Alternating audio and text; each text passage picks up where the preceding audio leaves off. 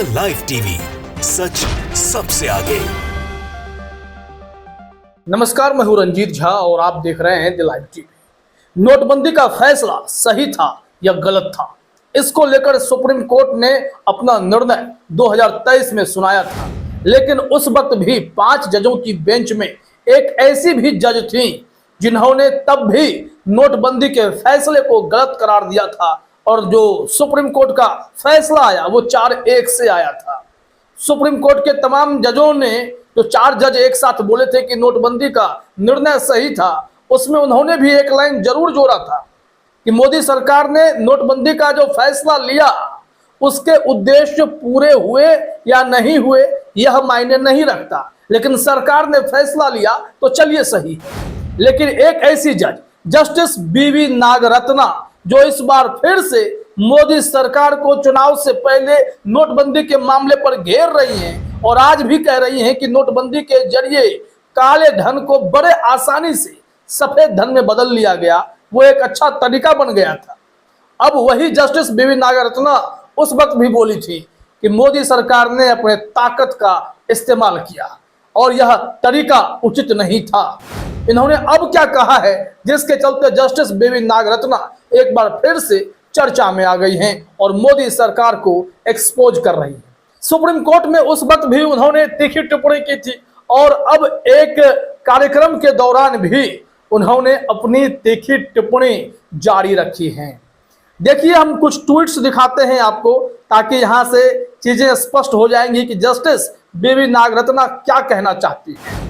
यहाँ ABP news ने एक ट्वीट शेयर किया है जिसमें नागरत्ना मैडम का स्टेटमेंट है।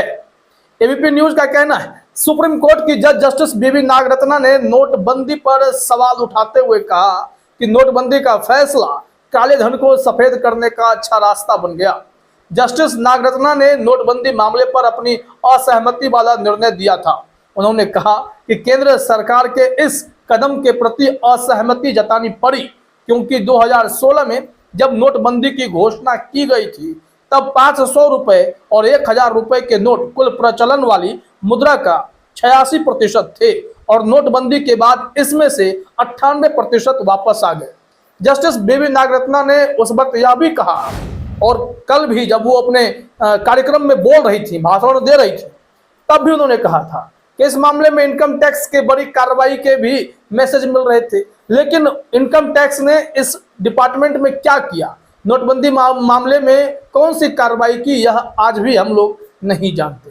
मतलब कहीं ना कहीं लिपापोती करने की कोशिश भी की गई। नोटबंदी के जरिए बड़े काले धन वाले को मौका मिल गया और उन्होंने अपने पैसे सफेद कर लिए। अब हम आपको यहाँ से लाइव लॉ के कुछ ट्वीट्स दिखाएंगे जिसमें जस्टिस बीवी नागरत्ना के तीखी टिप्पणी आप समझ पाएंगे कि वो क्या कहना चाह रही हैं, कैसे इन्होंने सबको आड़े हाथों लिया है।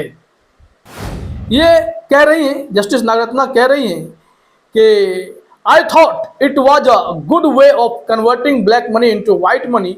What happened about income tax proceedings thereafter? We don't know.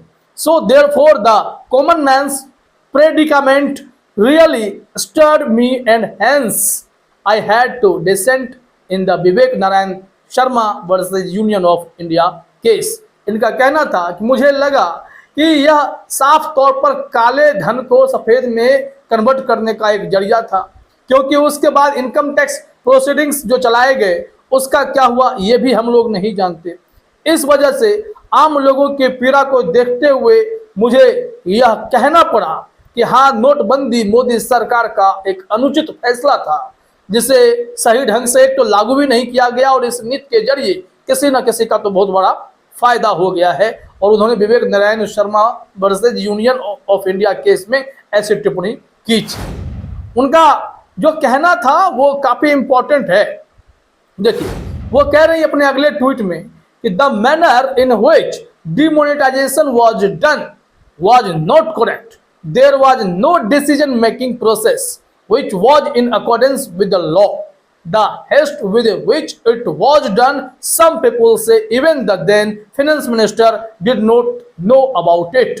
इनका कहना है कि जिस तरीके से डिमोनेटाइजेशन किया गया था वो सही नहीं था। उनका कहना है कि कोई डिसीजन मेकिंग की बात ही नहीं हुई, ना ही कानून के मुताबिक कोई काम हुआ, और जिस तरीके से इसे लागू किया गया, कुछ लोग तो यह भी कहते हैं कि वित्त मंत्री तक को भी नहीं पता था कि नोटबंदी होने जा रही है। जस्टिस नागरत्ना रुकने वालों में से नहीं है। उन्होंने फिर तीखी टिप्पणी की। उन्होंने कहा, the communication went on one evening and the demonetisation happened the next day. If India wanted to go from paper currency to plastic currency, surely the demonetization was not also a reason for that, I thought. यहाँ पर कहा जा रहा है कि ये communication जो होता है गजब तरीके का था। अचानक से एक शाम में डिमोनेटाइजेशन कर दिया जाता है और अगले दिन उसे लागू कर दिया जाता है। मतलब फैसला और अगले दिन लागू, ना बैठकें, ना मीटिंग, ना कोई नीति, ना कोई निर्णय, कुछ भी नहीं। बस एक इच्छा हुई कि हम नोटबंदी कर देते हैं और कर दिए गए। ये गलत तरीका था। उन्होंने कहा कि अगर हम जिस करेंसी का इस्तेमाल करते हैं उसे अगर प्लास्टिक करेंसी में भी बदलना था तो भी इस तरीके से आनन फानन में कोई फैसले, नीतिगत फैसले नहीं लिए जाते हैं। और जस्टिस बीवी नागरत्ना जब बोलती हैं तो फिर बोलती, वो लगातार ऐसे मामलों पर मुखर रही हैं।